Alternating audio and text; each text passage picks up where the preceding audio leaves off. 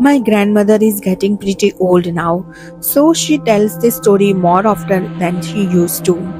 In the 60s, she took her three young kids and left her abusive husband. The only house she could afford to rent at first was a ramshackle four-room farmhouse in the middle of nowhere. It didn't even have indoor plumbing, just an outhouse and a well out back where they drew water. According to her and my mother, every night around 2 a.m., they would hear the back door in the kitchen unlock and open. It was an old door, and both those actions had very distinctive, unmistakable sounds. They would then hear heavy footsteps walk across the creaky kitchen floor to the water bucket, and the water dipper would rattle against the bucket like someone was dipping out a drink for water. And then nothing. It scared the shit out of her, of course, but once she made sure that no one was breaking and entering, so there was no one to shoot, she settled down. In her eyes, whatever was happening, it wasn't harmful. My mom, on the other hand, was the only kid old enough to really understand what was happening, and it freaked her out. So my grandmother decided to get her sister, my great aunt Sue, to stay over one night. They planned to sit up and see what the hell was going on. My mom wasn't going to join them, but she couldn't sleep and felt safer in the room with them, so she was there as well when 2 o'clock rolled around. They were sitting at the kitchen table drinking coffee when they heard the back door unlock and swing open. The thing is, they were staring at it and it didn't move. Same with the footsteps and the water dipper. They saw nothing, even though they could hear it clearly, even discern the direction of the noises. That was pretty much that. It kept happening every night. They didn't stay in that house long because my grandmother found a job and a better rental closer to town, and my mom was super happy to get out of there. So my grandmother still talks about it sometimes, and it's strangely hilarious because she is so unbothered by it. I mean, I would pee my pants, but the last time I asked her why it didn't scare her, she said, well, maybe he was just thirsty. My mom's family and my father lived in this old country home at varying points. It's how they met. My dad was moving out and my grandmother was moving in with all her kids. The house is on top of a mountain in rural southwest Virginia. Dad rented the house with roommates while in college and told me many stories of when he lived there before he met my mom. He heard footsteps on the floor when he was home alone. He would hear what sounded like vague or distant conversations. A couple of times he would see an old man walking with a cane, usually out of the corner of his eye. Later, after I was born, my mom left me in the crib upstairs where after a time I started wailing, like I was in pain. The crying abruptly stopped when she entered the room and found me sound asleep. One of my parents heard an old wind-up style record player spontaneously start playing music. My mom and dad encountered an amorphous, shimmering but kind of transparent cloud in the middle of the room once. It stuck around for a few seconds and dissipated. My older brother, when he was very little, used to tell my mom about the man who lived in the root cellar. As a preteen, me and some of my cousins were playing what we called roof ball. We threw a ball on the tin roof and scrambled to catch it when it rolled off. On one throw, there was a pale face perfectly framed in the attic window.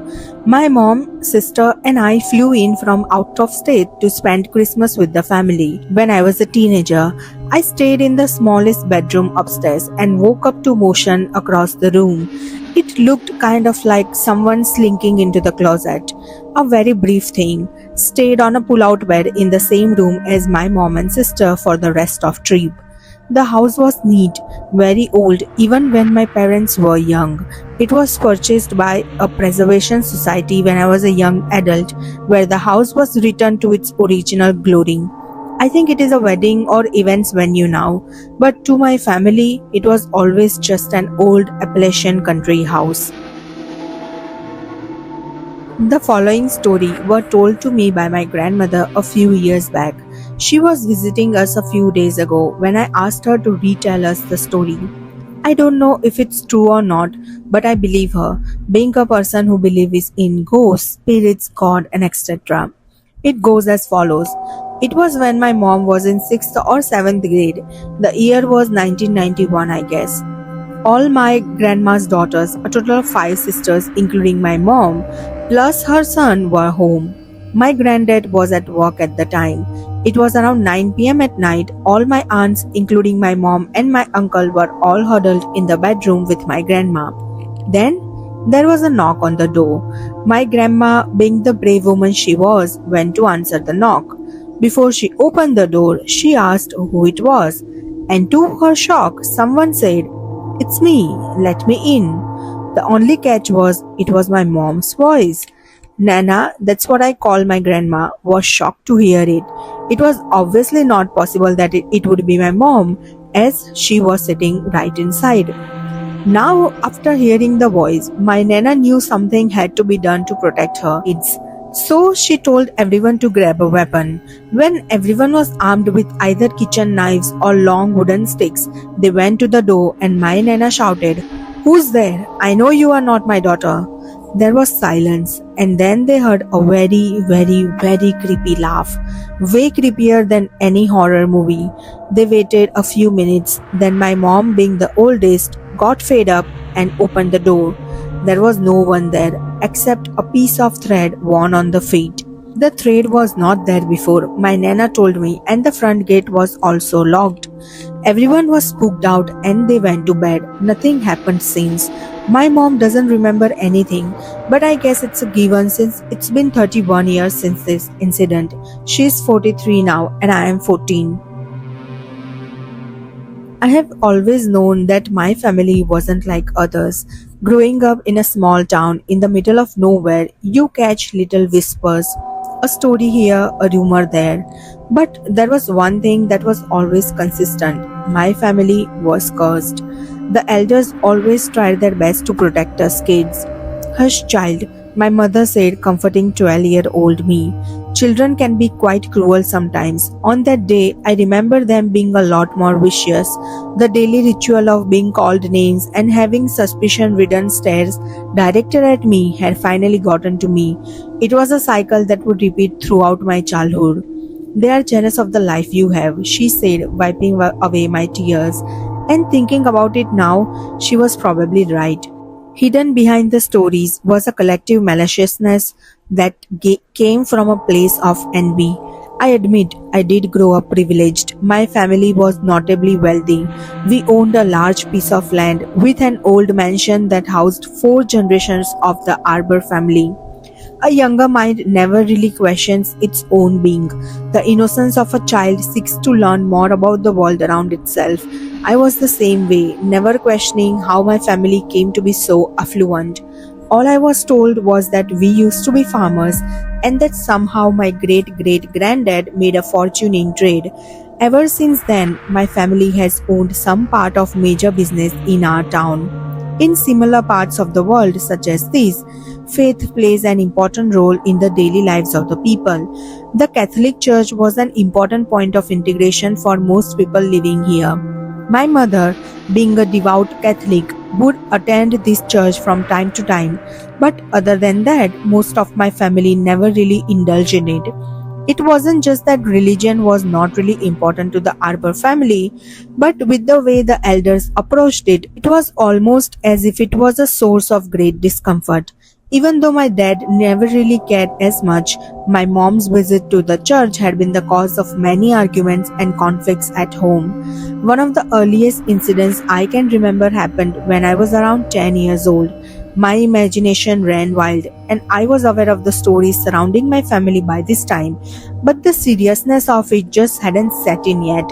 I shared a room with my brother, Ezekiel, who was about 8 years old at the time.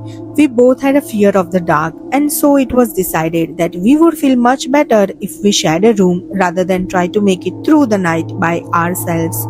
Like I said before, my family never cared about faith. My mom, despite her beliefs, never really shared them with her children. We had no crosses, no Bibles, and no one looking out for us. It was just the darkness of the night and the silence of the house that accompanied us children in the room. With no source of comfort, nothing to protect me, the complete blackness of the night was absolutely terrifying. We were never told ghost stories, never allowed to watch anything even slightly scary. Our fears were never fed into. And yet, being there in the complete darkness brought out something primal in me. No, it was more than that. That house never really felt right. Even in the day, the old creaking floors and the almost hollow seeming wall felt uneasy. The brooding silence, despite the house being full of people, gave it an aura of sorrow. It was always as if something bad had happened. But in the night, in the looming darkness, it transformed into something I can only describe as evil. There was something evil in there, and I felt bound to it. I could go as far as possible to the end of the world even, and it would still be there, lurking like a shadow, waiting with a sadistic smile, knowing that I was completely helpless. Laying there in the dark, I heard Ezekiel speak from his bed next to mine. Hunter, he whispered, are you awake? Yes, I whispered back, feeling uneasy. What do you want? I had a bad dream, he said. I don't want to hear it, I said rather strongly, not wanting to feed my fears. Listen to me, he whispered. I need to go to pee. I'm not going out there, I said. Please, Ezekiel whined. No, I said sternly. What if Papa is out there? Papa was our word for the oldest order, or our great granddad. He was a wheelchair bound man who mostly kept to himself. Old age had taken away his mind long before I was born. He spent his days looking out the window in his room upstairs, mumbling to himself from time to time. He made both of us uneasy. The nurse is here tonight, Ezekiel said. He'll be in his room. I groaned. I gathered all the courage I could and got out of bed. Let's just get this over with, I said. Hurry or I'll leave you out there. We held hands, navigating through the dark hallway, lit only by the faint blue moonlight. Empty room after empty room, we kept walking, and I felt unease rise. Suddenly, Ezekiel stops walking. He turns to look behind him. What? I asked, fear and anger rising. Hunter? Ezekiel whimpers. I think someone's out there. Listen. I hear a slow creak, as if someone quietly stopped walking. I feel chills run down my spine. I yank at his arm, angry at him for making this situation worse. Stop it, let's keep moving, I whisper in a voice shakier than I expected. We keep walking until we get to the bathroom at the end of the hall. As we begin moving towards the door, we pause, gripping our hands tighter. We hear something from inside the bathroom that made my stomach drop. Muffled but frantic munching. Sounds of chewing and ripping and the eventual loud gulps made their way through the door. Was I dreaming? Do I dare open the door? My breath was caught in my throat. I turned to look at Ezekiel and slowly pushed open the door. Through the moonlight, I saw the shape of a man. My body froze, my eyes forced to witness the horror that lay beyond. It, whatever it was, sat squatting on the bathroom floor. Its skin was dark as if burnt. I knew that whatever it was wasn't human. It couldn't be. It had a long, almost serpent-like back, tall and hunched over, glistening in moisture. Its head was like that of a person, except it had long hair flowing down with a bare, pale patch in the middle. It clutched onto what looked like a large rat, tearing and chewing away at the poor creature. I heard Ezekiel whimper, letting out a quiet sob. It broke me out of my trance. I turned to face him, realizing that he had wet himself. The horror still greedily ate away at the poor little creature. It was too occupied or maybe too uncaring to notice us. Either way, it never even acknowledged our presence. We slowly backed away, then went crying to our parents' room. We knocked on the door, crying and whimpering, afraid to make too much noise, fearing that we would capture the thing's interest. My mom comforted us, ensuring that it was probably just a nightmare or maybe a trick of the mind, despite the fact that both of us witnessed the same thing. My father, on the other hand, sat on the bed with a concerned look on his face. He locked the door behind us and almost stood guard next to it. Thinking about it now, it is odd that he never took us boys to the bathroom in a bid to prove to us that there was nothing to fear. It was as if he was unsure about going out there himself. He promised that we would be safe in here and there was nothing to fear. Such things did not exist. Now, in my adult years, it's horrifying looking back at things. My younger brother Zach and I still talk from time to time, but he has made his best efforts to stay away from the family. I do not blame him, but he's always been uncomfortable every time we talk. It's almost as if he wants nothing to do with any of us. Even in my attempts to bring up that one night, he would tell me that nothing ever happened, refusing that he ever saw anything. There's an unspoken agreement between the two of us, it seems. He refused to challenge the refusal to acknowledge that night, unwilling to bring up a traumatic childhood memory, and he still continues to be my brother. Another incident that I can share has to do with my Aunt Jeannie. My father's younger sister, she was always close to me growing up. A couple years ago, while I was away from home, I got a call from her wanting to catch up.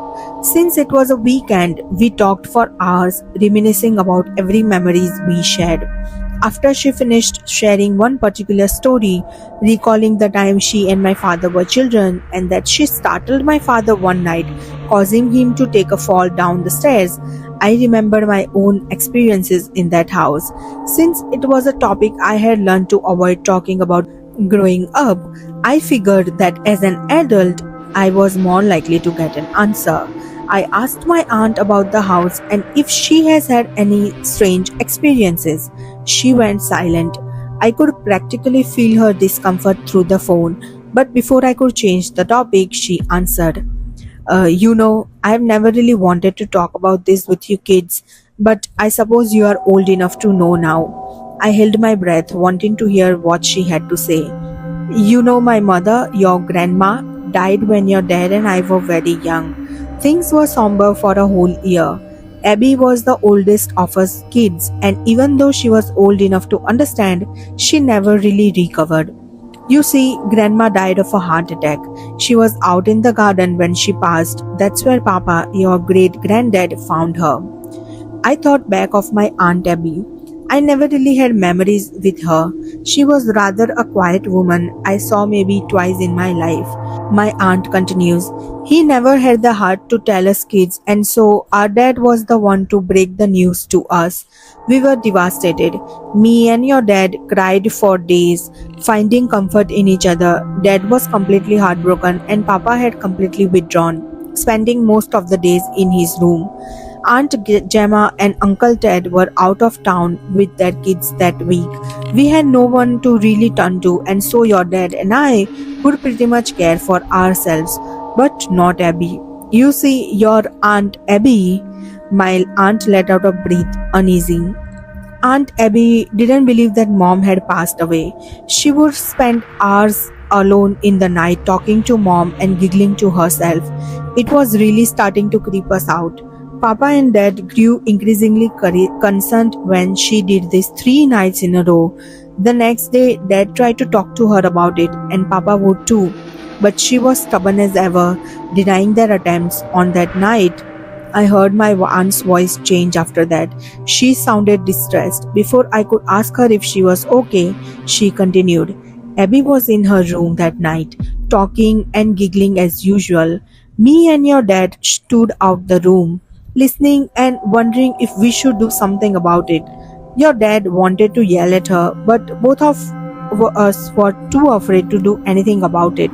Then Abby screamed. I can never forget it. It was as if she was being attacked. Dad ran up to the room and we made way for him, too afraid to check in on her. I remember the first thing I saw was the blood. It was smeared all over her dress. It was like she had been mauled by a bear. I smelled it too, and the smell kept me for nights. Abby kept yelling over and over, It's not her, it's not mommy. There was a pause before my aunt went on. She was just never the same since then. She was always more reserved than the other kids in the house, but after that, she became a complete recluse. She barely spoke, and Dad tried to get her to open up. She saw a therapist from time to time, a Dr. Shaw or something like that. It never helped. She was also taken to a psychiatrist in the city where she was prescribed medication. I don't think it helped either. I always felt bad for her. I hope she's doing better these days. The rest of the conversation was much lighter hearted. After that story, I had a lot more questions on my mind, but I didn't feel comfortable asking anymore. My mother passed away last week at 61. As I've been making my way to the old house, I can't help but think of my aunt's story. Something about the whole situation has made me realize that a huge part of me, my childhood and growing up in that house, lacked any sort of an answer. I feel like there's things I need to know and more questions for me to ask. I am afraid of what I might find. Damn, I have too many. I have at least two incidents that truly traumatize me. I'll start with the first one. November 2009. My mom, little brother, age 2, and myself had just moved into a new apartment. The name is Plantation Apartments and it is located in Conroe, Texas. It was our third year living in the state being Hurricane Katrina evacuees, so we were finally happy to get a place where we weren't discriminated against. The apartment at first glance was perfect and clean, too clean as if no one ever lived in it, but my mom didn't see an issue with it. We decided to spend the first night in the apartment with no beds, just a television and blankets, plus whatever food we ordered out. First night, I noticed a sketch feature on a new flip phone my grandfather had handed me. Curious, I randomly took a photo of my bare wall. To my surprise, a face appeared and you could see every detail of his face. You could see he was an older male, Hispanic descent, and wearing some sort of military helmet. I didn't say anything until the next morning, but I didn't sleep also. Day 2. That morning I was hesitant, but eventually showed my mom what I captured. To my surprise, she felt something off about the apartment as well. Soon as she confirmed what I was feeling, her TV paused mid-movie. Everything was brand new, mind you. And a deep growl came through and the TV completely shut off. She decided to hang up some religious items around the house for only it to be knocked over in front of us. Unfortunately, we decided to stay longer. Some days passed with minimal activity, thinking things were calming down. We got a little too relaxed.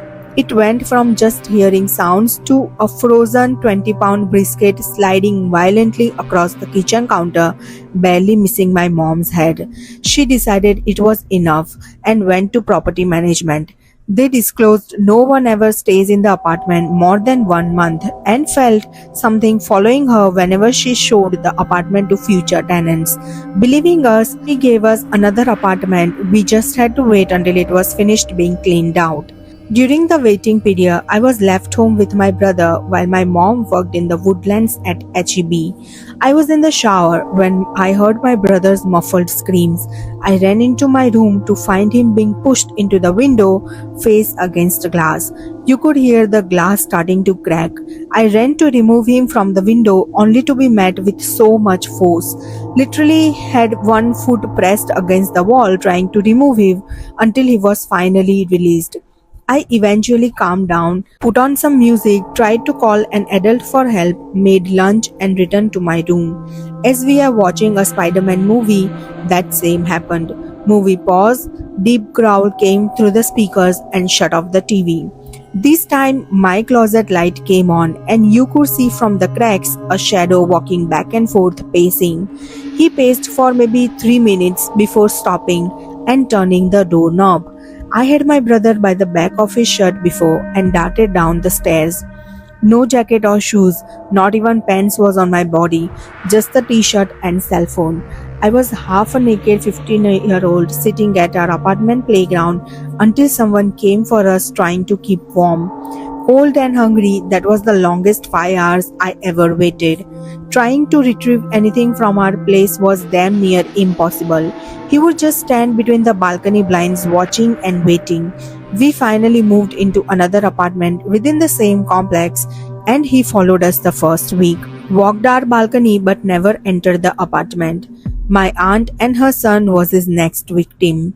She literally moved into the apartment adjacent to our previous one. Case was filed against her because of marks found on her son's body. Not sure how she ever got cleared from her case, but it did damage to my cousin.